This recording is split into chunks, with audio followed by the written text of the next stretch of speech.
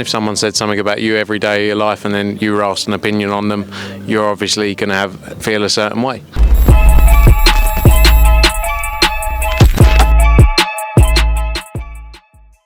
This is Jonathan Aguilar, fifth Pro Boxing Fans, joined by Matchroom CEO Frank Smith here in Arizona. Frank, what a week it was last week, straight into another big fight. How are you feeling? Good, mate, good. What an end to the year. You know, last week, unbelievable, that atmosphere in there. I mean, the atmosphere at the weigh-in was better than the atmosphere at most US boxing shows. So, great night.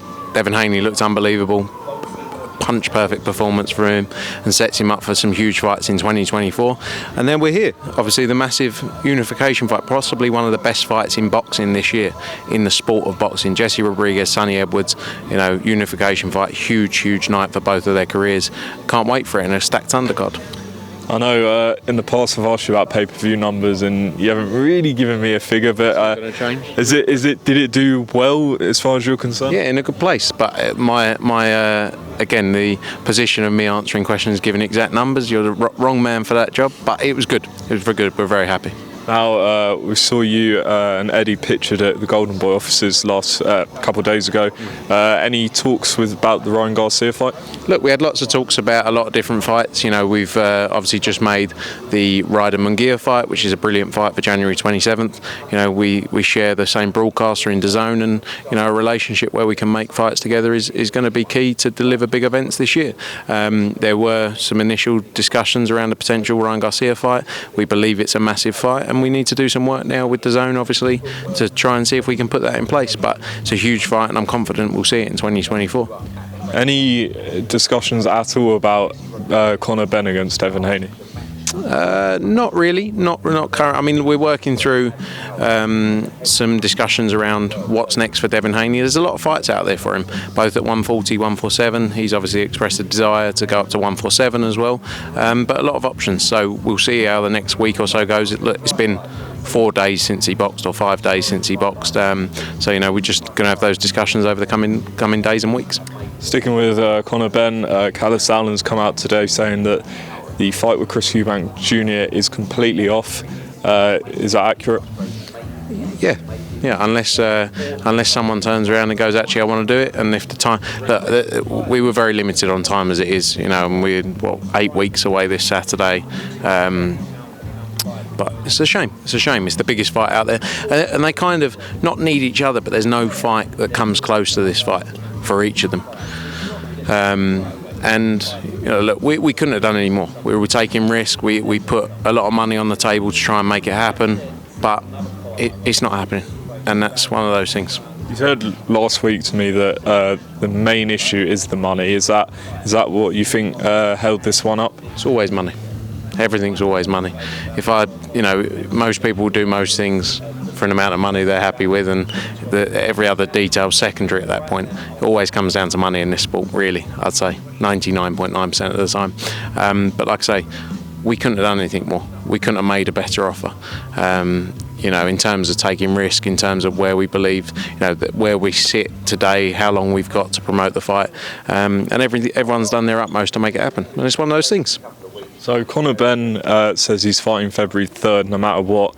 How quickly do you need that opponent finalised? Because that's 6 weeks away, maybe?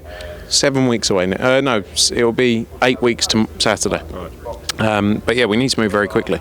But we've been having discussions, albeit our focus has been the Eubank fight, obviously, because it made the most sense for everybody. You know, we've been working at the same time on other options, other locations, other fights, and over the next sort of 48, 72 hours, we'll see how that falls. So, is there any names you can give us on who you may be looking at? We've looked at 5 or 6 different names. Conversations ongoing at varying levels as well. Look, one thing about Conor Benn, he will fight anyone now. Fight anyone, and you know, whether that's 147, that's definitely a focus of his. But if there's a big fight at 154 as well, he'd do that. So, look, let's see how the next 24, 48 hours go. But discussions are moving in a positive direction.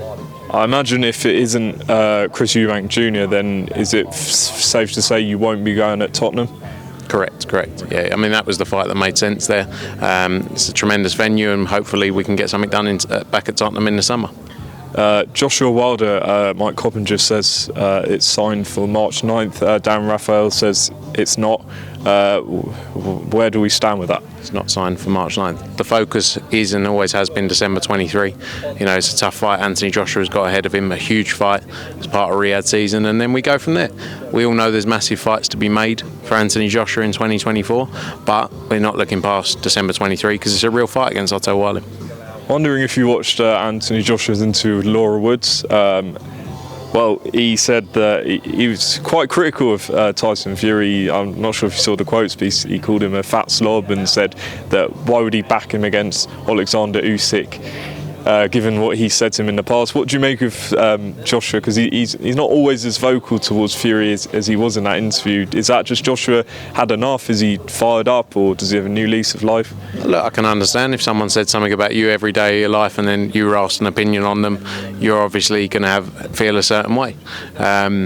He's not, you know, the fact he can be quiet about it is just the fact that he doesn't want to talk about it. Like, he's focused on his own career, but when asked the question, obviously he's going to take that position on him. I'm not surprised if that's what he said. You know, I can understand it. Just like I say, if someone had said something about you every day. And Taylor Cattrall, apparently an improved offer went in. Any developments for that? No, nothing yet. We made an improved offer, as you say. We spoke to Top Rank as well. Look, let's see. It's another great fight. It would be a shame if it didn't happen, but I think his focus is maybe an easier comeback fight. There's talk about Stephen Claggett possibly. But look, hopeful maybe something can get done. We'll have to wait and see. So would you then look to that Richardson-Hitchens fight? I think that got ordered. Possibly. It's definitely. Look, that sets up the winner of that fight to go and challenge Matthias for the 140 title. There's some big fights to be made out there. So let's see how things go. But over the next week or so, that one will play out. What did you make of Andy Cruz's performance on the weekend, and how do you see the next 12 months playing out? Spectacular performance. He's a sensational talent, you know, and sometimes. Often you worry about unbelievable amateurs coming through and now they're going to cross over into the pro ranks. We've had it many a times with brilliant fighters, but they don't quite switch. We saw a great performance in the first fight, but we saw an even more, you know, so many more improvements in that second fight. And he went into for the stoppage, and a brilliant win for him. And the key now is keeping him active, and he'll be back out end of February. Jerome Boots Ennis, any development with talks with him? Not yet, but talks still ongoing. I'm sure he'll be talking to everyone out there because he's a tremendous talent and everyone will want to work with him. So hopefully some news soon. And obviously we're here for Bam against Sonny Edwards. What do you think of this fight? And, you know, does this decide... Well, it does decide who the best guy in the division, but does it decide, you think, maybe top 10 in the pound for pound, or do you think they're both already there in your opinion? No, look, I think that will set them up for that conversation of the pound for pound list for sure. You know, that they're both tremendous fighters. It's great to deliver. When you represent two fighters in a fight, it's not always easy because, you know, you've obviously got relationships with people, but may the best man win. And our job is to deliver the best possible opportunities. And for sure, this sets up.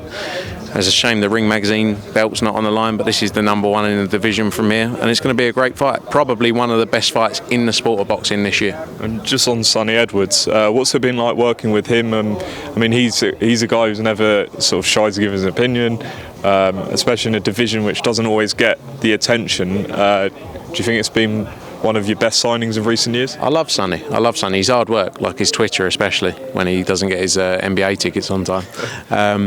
But you have to commend him for what he's done in a division, like you say, that isn't really. It's hard to create a persona, to create a profile for yourself, and he's done that, you know, and he's done tremendously well out of it. So fair play to him, and, you know, I'm sure a lot of fighters could learn from him from that aspect of what you can do more of. He's done everything in the promotion for this fight, and it's great to see. All right, Frank, appreciate your time. Maybe we'll catch up tomorrow after the win. Thank you. Cheers, man.